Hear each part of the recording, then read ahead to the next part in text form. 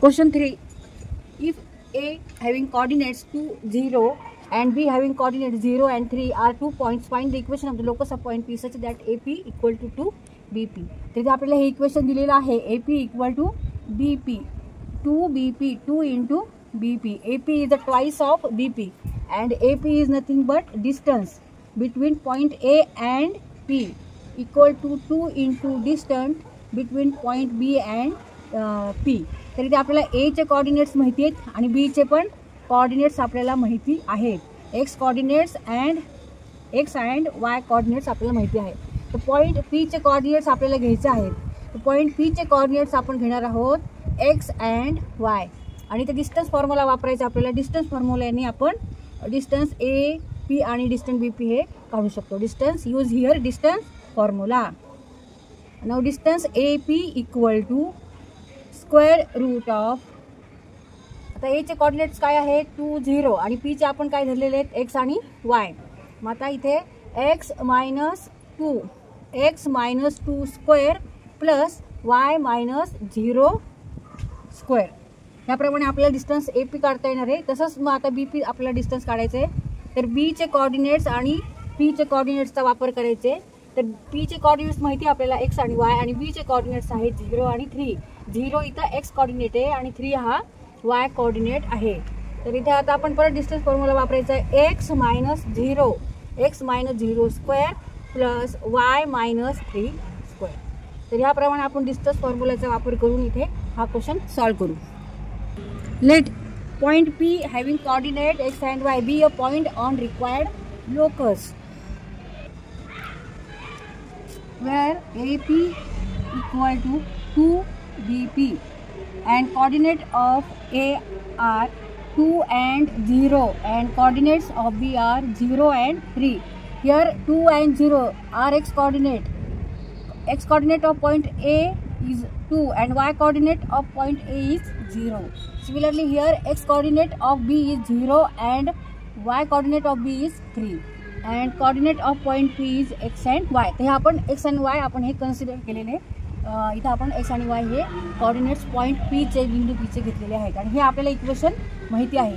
आणि ह्याच्यामध्ये आपल्याला कोऑर्डिनेट्स माहीत झालेत. ए चे माहिती आहेत, पी चे माहिती आहेत, बी चे माहिती आहेत. मग आता ते डिस्टन्स फॉर्म्युला वापरू. मग डिस्टन्स फॉर्म्युला वापरून आपण हा क्वेश्चन सॉल्व करू.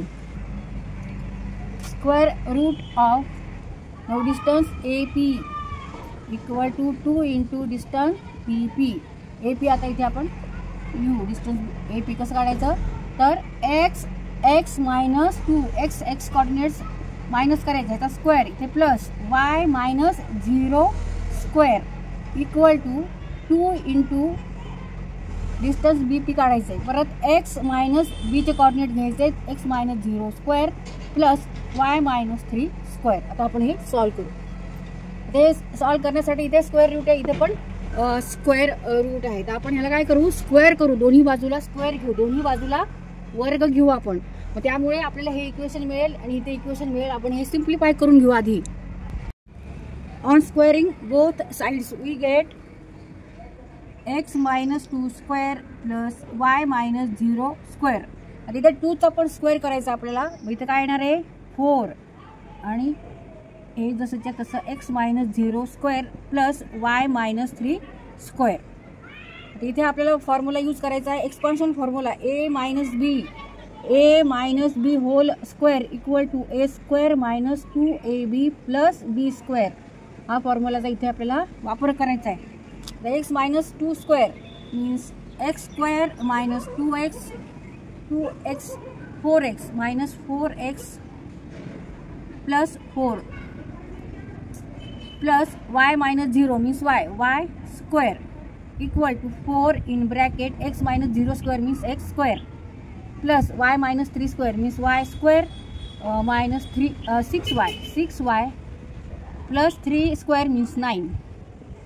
आता 4 ने ह्याला मल्टिप्लाय करू, 4 ने ह्याला पूर्ण कंसाला गुणायचं आहे. 4 गुणिले x वर्ग 4x वर्ग 4x square plus 4y square minus 4 into 6 24.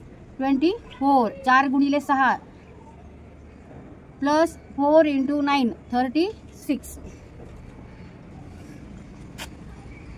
X square minus 4x plus 4 plus Y square. ही LHS साईड आहे, ही RHS साईड आहे. 4 x वर्गाला गुणलं 4x वर्ग 4y वर्ग वजा 6 चौक किंवा 4 सख 24 y 4 गुणिले 9 36.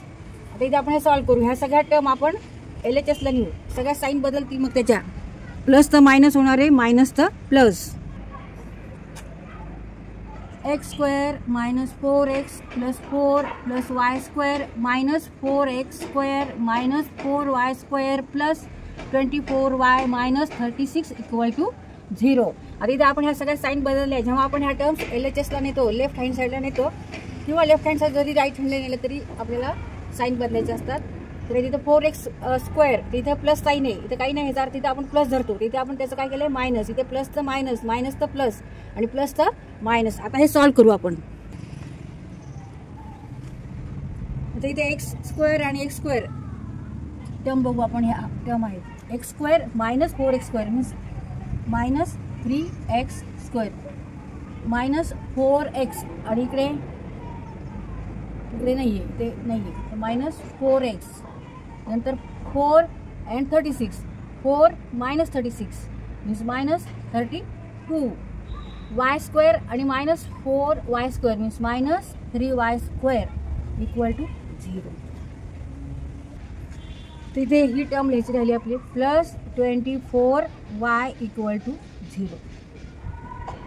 आता त्यानंतर आपण काय करू, एक्स स्क्वेअर आधी नंतर वाय स्क्वेअर मग नंतर 4x आणि y आणि नंतर कॉन्स्टंट असं लिहून काढू आणि साईन बदलू सगळ्या. इथं मायनस मायनस मायनस मायनस आहे, इथं प्लस आहे, इथं मायनस तर प्लस करून घेऊ आणि प्लस तर मायनस. इथे 3x स्क्वेअर आहे, इथे मायनस आहे पहिल्यांदा, ठीक आहे आपण असं आधी ही इक्वेशन लिहू. नंतर निगेटिव्ह 3y स्क्वेअर मग minus 4x plus 24y and minus 32 equal to 0. आता चेंज ऑल साइन, प्लस तर मायनस, मायनस तर प्लस, मायनस तर प्लस, मग 3x square plus 3y square plus 4x minus 24y and plus 32 equal to 0. And this is the required equation of the locus.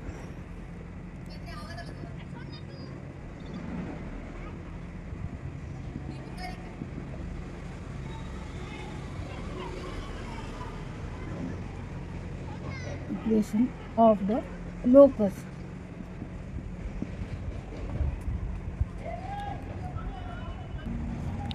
इथे हे पण answer आहे आणि हे पण आपण जेव्हा साइन चेंज करतो आपण सगळ्याच साइन चेंज केला आहे त्यामुळे हे पण आन्सर आहे. हे सिम्प्लिफाय केलं इथे आपण. This is required equation of the locus of point P.